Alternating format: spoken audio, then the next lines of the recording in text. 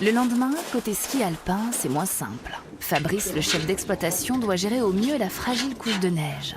Bien avant l'arrivée des skieurs sur le domaine de la Moselaine, il fait le point avec les équipes techniques. J'ai 2-3 petits trucs à vous dire là. Pour la journée, là, c'est simple. Il n'y a plus beaucoup la nuit dernière. Il va falloir qu'on renforce des montées. Donc, je vous ai enlevé 2 personnes sur le planning là, que j'ai repassé à l'appel en espérant arriver à tenir ça jusqu'à ce soir tout du moins. Voilà. Bonne journée à tous. C'est parti. Les pisteurs se rendent à leur poste. Sarah et Ludovic vont lancer le télésiège et effectuer le rituel quotidien des contrôles de sécurité.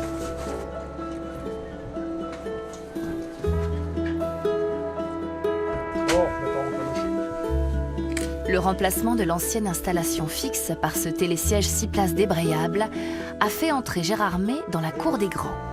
Le nouvel engin monte 3000 skieurs à l'heure. Ils sont en haut des pistes en 3 minutes au lieu de 10 précédemment. Nous voilà dans la gare retour. Donc il y a 2 gares, la gare retour, la gare motrice. Donc le moteur est en haut.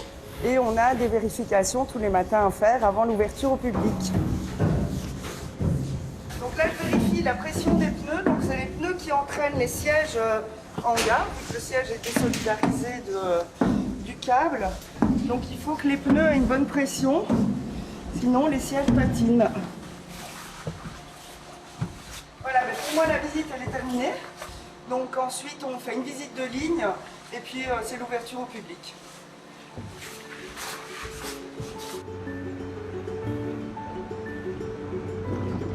Donc là, on fait la visite de ligne. Donc en fait, le but, c'est de vérifier à chaque pylône qu'on ait tous les galets qui tournent. C'est surtout important en cas de givre et de grosse neige. On vérifie qu'il n'y ait rien sur les passerelles qui puisse tomber sur la tête des clients. On a 2 anémomètres là, au pylône 7, au pylône 9. Donc on vérifie qu'ils tournent bien le matin parce que quand il y a des alertes de vent, donc la machine nous prévient si on a des alertes des vents trop forts. Ça se met en sécurité, on ne peut pas exploiter. Et donc on fait la visite à la montée et la visite à la descente afin de vérifier que tout soit OK pour l'ouverture au public. Tout est OK. 9h, les pistes sont ouvertes, le soleil est de retour et les skieurs s'élancent. Mais Fabrice n'est pas rassuré. La pluie et le redoux ont sérieusement abîmé le manteau neigeux. Avec Balou, il va faire l'état des lieux du domaine. Est-ce que la neige va tenir jusqu'aux vacances scolaires ?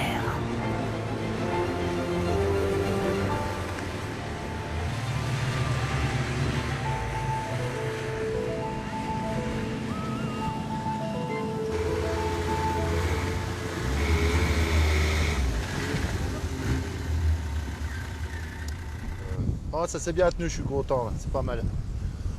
Oh, une petite vue d'ensemble depuis là-haut. Allez, là. je te suis. Début des vacances, là, ça s'annonce pas si mal, quoi. On va pouvoir remettre les machines, enfin les dameuses en route.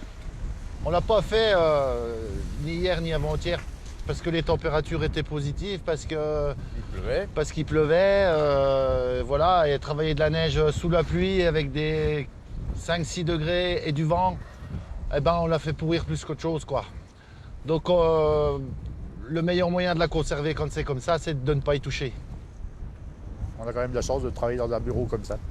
Et puis c'est une activité diversifiée, parce qu'on travaille aussi bien avec du matériel, on travaille avec de la neige, avec la météo, avec de l'humain. C'est quand même les humains qui font fonctionner la station, c'est quand même le gros truc. Pour que la station fonctionne, pour que toute l'équipe soit effectivement en cohésion et tout ça. Donc c'est un métier qui est quand même qui regroupe un peu plein de domaines d'activité et qui est vraiment intéressant à pratiquer au quotidien.